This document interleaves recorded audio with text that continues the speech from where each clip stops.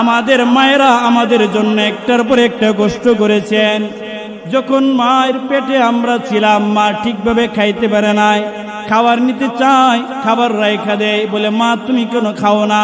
বলে আমার কেমন আমার বমি বমি ভাব হচ্ছে। রাত্রিবেলা মধ্যরাত্রে মা একবার ঘুমায়, আরেকবার বসে, আরেকবার দাঁড়ায়। বলে কেন তুমি ঘুমাও না? বলে আমার শরীরটা কেমন কেমন যেন করে। যখন ভূমিষ্ঠ হবে রে ভাই, ঠিক সেই মুহূর্তে আমাদের মায়েরা তার বোনের কাছ থেকে, তার মায়ের কাছ থেকে, এমনকি তার স্বামীর কাছ থেকে যত ধরনের দাবি আছে দাবিগুলো ছোটাইতে থাকে আর বলতে থাকে এই নিদান মনে হয় আমার শেষ নিদান।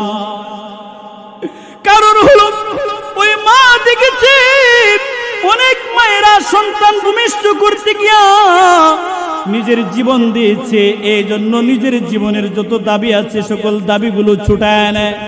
ও ভাই, মায়ের এমন একটা ব্যথা আরম্ভ হয়, মা ব্যথার কারণে জোরে চিৎকার করতে পারে না। আমি আপনি ব্যথার কারণে চিৎকার করতে পারি, কিন্তু আমাদের মা ব্যথার কারণে চিৎকার করতে পারে না। বাড়ির পাশের মানুষ, বাড়ির পাশের বেগানা পুরুষ লোকটানি কান্নার আওয়াজ শুই না ফেলে। একটা মায়ের ঘটনা শুনেছিলাম, সেই মা তার মাকে বলতেছে মা আমাকে তুমি একটা দাও দাও। বলে কেন? বলে মা আমি আমার গলার মধ্যে দাও লাগাবো। বলে কেন তুমি তোমার গলার মধ্যে দাও লাগাইবা?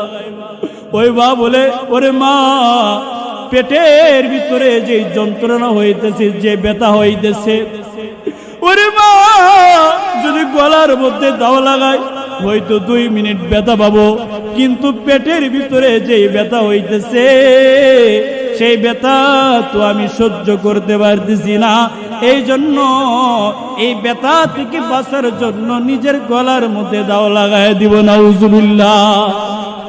ও ভাই, আমাদের মায়েরা এমন একটা কষ্ট করেছেন, আল্লাহ বলেন ওয়াহানান আলা ওয়াহনিন, একটার পরে একটা কষ্ট করেছে।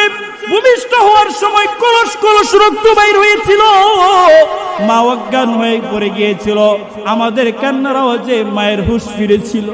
ও ভাই, এ ঠান্ডার রাত্রিতে আমাদের মা আমাদেরকে নিয়ে জড়ায় ঘুমাইছে, মধ্যরাতে মায়ের কোলে প্রস্রাব করে দিছে। মা এক মুহূর্তের জন্য রাগ হয় নাই, ঠান্ডা কাপড়গুলো, ভিজা কাপড়গুলো সরাইয়া আবার নতুন কাপড় পরাইয়া মা আমাদেরকে বুকের সাথে জড়াইয়া রাখছে। ঠিক কিনা বলে? আসিয়া বলে মা তো সন্তানের জন্য কত কষ্ট করে, কেমন রে